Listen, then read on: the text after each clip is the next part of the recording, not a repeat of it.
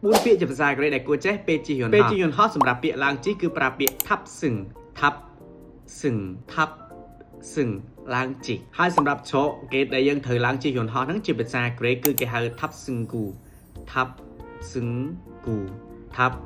សឹងគូថាប់សឹងគូហើយសម្រាប់ម៉ោងដែលត្រូវឡើងជិះយន្តហោះជាភាសាកូរ៉េគឺថាប់សឹងស៊ីកាន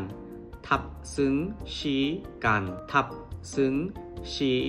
កានម៉ោងឡើងជិះក៏ប៉ុន្តែយើងជិះយន្តហោះយើងដឹងហើយពេលខ្លះគឺត្រូវពជាពេលគឺបដូរពេលហោះហើរអាចនឹងយឺត1ម៉ោងឬក៏2ម៉ោងសម្រាប់ការបដូរហើយសម្រាប់ការពជាពេលជាភាសាកូរ៉េគឺឈីយ៉ន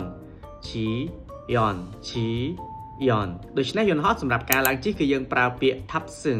ថាប់សឹងហើយច្រកទ្វារដែលយើងឡើងជិះយន្តហោះនោះជាភាសាកូរ៉េគឺថាប់សឹងគូ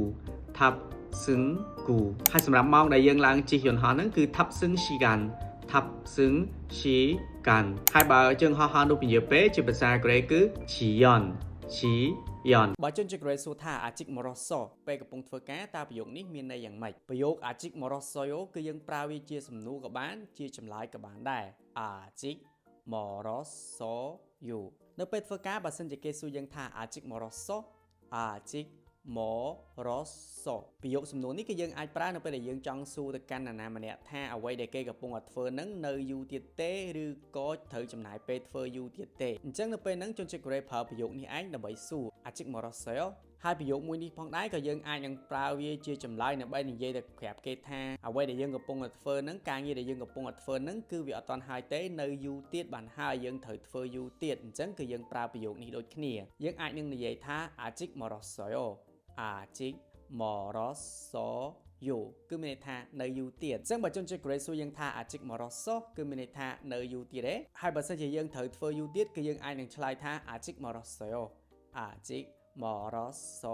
យោ3ប្រយោគសាបសម្រាប់លាគ្នាជាភាសាកូរ៉េទី1 갈게요 갈게요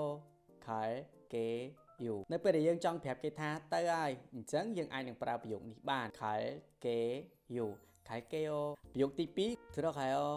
들어가요ពេលរៀបបែកគ្នាបើសិនជាយើងចង់និយាយទៅកាន់គេថាទៅឬក៏ចូលទៅផ្ទះទៅគឺយើងអាចនឹងប្រើប្រយោគនេះបាន 들어가요 들어가요 들어가요ប្រយោគទី3 잘 가요 잘 가요ពេលយើងលាគ្នាហើយយើងចង់និយាយទៅកាន់គេថាសុខសប្បាយតាមផ្លូវអីអញ្ចឹងឲ្យខ្លីប្រយោគខ្លីយើងអាចនឹងប្រើប្រយោគ 잘 가요 នេះបាន 잘 가요ហើយក៏នៅមានប្រយោគផ្សេងហើយនឹងទម្រង់ច្រើនទៀតក៏ប៉ុន្តែវីដេអូនេះតែ3ប្រយោគហ្នឹងឯង3ពាក្យជាភាសាកូរ៉េដែលអ្នកទាំងអស់គ្នាគួរចេះក្រោយពីទិញអីវ៉ាន់ហើយចង់ដូរយកលុយវិញពាក្យទី1 ផាន់ភូមិផាន់ភូមិក្រោយពីយើងទិញអីវ៉ាន់ហើយអីវ៉ាន់ហ្នឹងវាមានបញ្ហាឬក៏វាអត់ត្រូវចិត្តយើងចង់ដូរយកលុយវិញយើងប្រើពាក្យផាន់ភូមិផាន់ភូមិពាក្យទី2 ឃ្យូហាន់ឃ្យូហាន់នៅពេលដែលយើងទិញអីវ៉ាន់ហើយអីវ៉ាន់ហ្នឹងវាអត់ត្រូវចិត្តយើងហើយយើងអត់ចង់ដូរយកលុយវិញទេយើងចង់ដូរយកអីវ៉ាន់ផ្សេងឬក៏អីវ៉ាន់ថ្មីមួយទៀតអញ្ចឹងគឺយើងប្រើពាក្យឃ្យូហាន់ឃ្យូហាន់ពាក្យទី3គឺពាក្យឈីសូឈី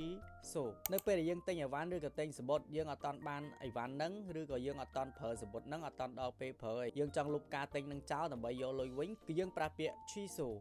ឈីសូ